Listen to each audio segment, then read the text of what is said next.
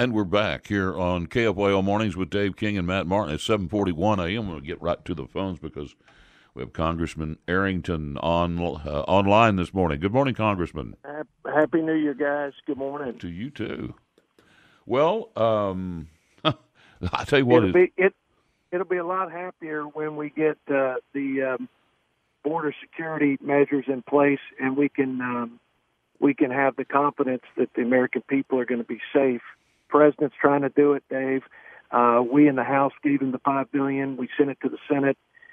Thankfully, this time McConnell's saying he's not going to move on anything that the president won't support. If you're ever going to shut a government down, do it when the military's funded, Social Security funded, Medicare's funded, veterans are funded, 75% of the government's funded, and do it over something that you believe is about the safety and security of your citizens, and that's what this is about. My first question I wanted to ask you, because we've been talking about it on the show this morning, and I just don't have a good sense about this, but how is this government shutdown going to end, and how long do you think it will go on? I think it's going to go on for another few weeks. But here's how I think it's going to end, and I wish it would end with the Democrats willing to work with this president and the Republicans in the House and the Senate, because the president has already said he'd come off the $5 billion. He would look for something in between $5 and what the Democrats have already voted for, which was $1.5 last year. And so they just dug their heels in. They've not given him a dime for what he's requested. And so if anybody's obstructing and if anybody is not willing to work to find a compromise, it's the Democrats, and including Nancy Pelosi, who said it's immoral to build a wall, even though she has fencing around her lovely home, I'm sure, in California. But all that said, here's what I think is going to happen. I think the president's going to declare a national emergency because, Dave, Matt, this is a crisis. This is a national security crisis, and there is imminent threat to our citizens. And I cannot imagine the president waiting a whole lot longer before he just says, I'm not waiting on Congress. I'm going to do what I believe is right. The courts may have to determine whether he, in fact, has the legal standing to do it, but I believe that's how it's going to end. I think the president's just going to do it by declaring a national emergency. Yeah, and then it'll probably wind its way through the court system. That's right. Yeah, and Congressman, I was kind of thinking when I was kind of reading about that, I heard him talking about national emergency, and I thought that's really his only way out of it without caving to Nancy Pelosi if she doesn't move at all. That's right, and then the American people can decide in future elections whether they thought the president was justified and whether they thought Pelosi was an obstructionist and Schumer.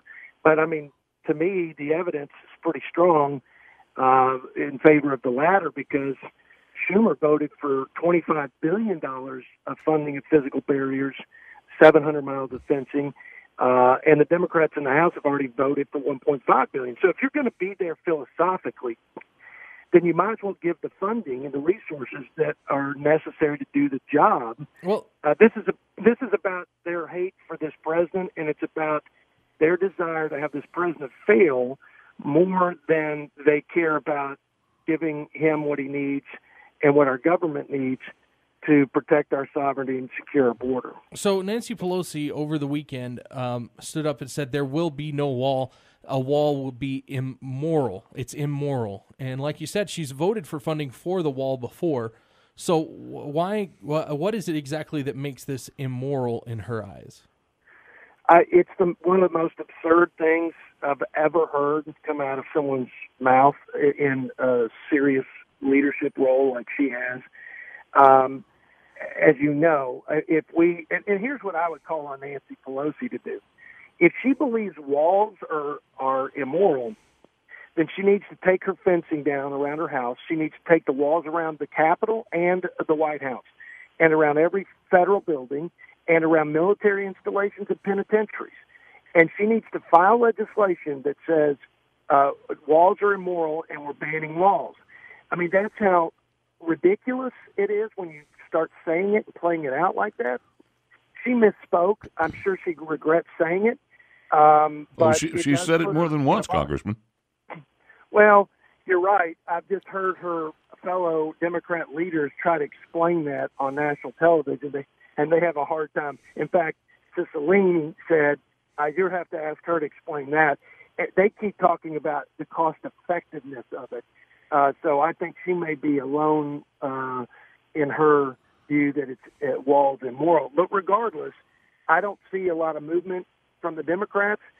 And so I think the president has to act if he's going to be responsible and not derelict as the commander-in-chief. If he believes this is national security, if he believes there's imminent threat, then you got to declare a national emergency. And I think the American people, the majority of American people, would support him on it. Yeah. I certainly would. So, Congressman, one of the first things they said that they thought Nancy Pelosi was going to do was get rid of the earmark rules that were in place. Has she done that yet? Not yet, but she lowered the threshold to raise taxes. She waived the debt ceiling to make it easier to spend. She gave herself the authority to speak on the constitutionality of Obamacare because they want to prop it up and walk it to socialized medicine. She made it easier to rescind the administration's rules on strengthening work requirements for food stamps. She put in there to repeal the president's Mexico City policy that says we're not going to give money to foreign countries and it be used on abortions. Listen, their first votes, Matt, were for all the world to see their big government socialist agenda that they're going to be driving for the next couple of years. Fortunately, you got the Senate. I never thought I'd say fortunately you have the Senate. But I think in this case, I think that the Senate's our backstop, and I think very little, if anything, is going to get through the Senate. Yeah, I want to know, what do you think the chances are of the Republicans winning back the House in 2020? Better now that Nancy Pelosi has the gavel. It's going to be tough because there's a good, let's say, roughly 40 seats to gain that they have to their favor. But I think that when you see what's coming, you saw the gal to lead the new member cuss out the president and say we're going to impeach that MF. She also revealed in all her glory and color that they're going to impeach the president and that they're going to try to do that. I like that word color for her. Yeah, well, I'm just saying this is the new tone and tenor of Washington with the Democrats. I think people are sick of that. I think both sides are sick of it. I think they were sick of the way Kavanaugh was treated and that method of operation and the politicization of everything. And I think you're between the socialist big government agenda and between the new tone and incivility or uncivility, I think you're going to have people fed up with the antics of the Democrats, and I think that this will play. First of all, I think that helps our president get reelected. And if it takes us, 2 terms, 2 Congresses, then so be it. But I think it gives us a good shot at getting back in the majority in the 117th. Okay, Congressman, we're going to take a quick break. When we come back, I kind of want to hear your thoughts on this infrastructure, if we're going to be able to get anything through on that. You bet. Okay, back in a moment. And we're back here on KFYO Mornings with Dave King and Matt Martin. And on the phone is our Congressman, Jodey Arrington. Congressman, how has your life changed or your job or duties changed since with Nancy Pelosi now holding the gavel? Well, significantly, because this is a majoritarian body. That is, the House is a simple majority, and so if you have 50% plus one, you own the agenda, and you can drive whatever you want through. And while we've had the blessing of putting free market, pro-growth, pro-constitution policies through, pro-traditional American values policies and legislation through, and By the way, 75% of what we advanced and what passed the House was bipartisan. So don't let anybody tell you it was just a straight partisan deal. But now the Democrats have the gavel and they're in charge, and it's sad to me because the economy is working so well, and the military is finally getting replenished and rebuilt, and things look so much better. We're so much more optimistic as a country. We're restoring our leadership in the world, and we're putting America first. And now I don't think a lot's going to happen, Dave, ultimately. But you go from legislating to communicating, and we're going to provide, where we can work with Democrats, I'm going to do it. I did that my first term. I'm not going to change. I'm also not going to tear people down personally. That's not my style. I don't think that's consistent with West Texas values. But I'm going to fight against the things that I believe are wrong for this country and would set us back. And so a lot of what I'm going to do is provide the stark contrast between big government socialist policies and free market policies. And that's what it comes down to a lot. It's the Democrats' belief that government control and concentrating more power in Washington is a good thing.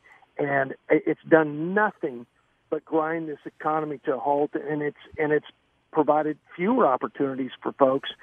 So those are the kind of things that you end up giving more speeches, and you end up trying to speak against the things that are going through so that people understand why we believe what we believe, but very few legislative opportunities, except maybe around infrastructure, agriculture, veterans, and some other things. Yeah, I was going to say, infrastructure seems to be the thing that Donald Trump thinks he can work with the Democrats on. Do you see, are there already things coming together for that, the infrastructure bill? Yeah, I do. I think that's one area the president has said that that's a priority of his since being elected.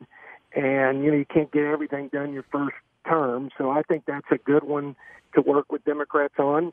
I think, fortunately we got the Farm Bill done before Nancy Pelosi rewrote it, but that was ultimately a bipartisan effort.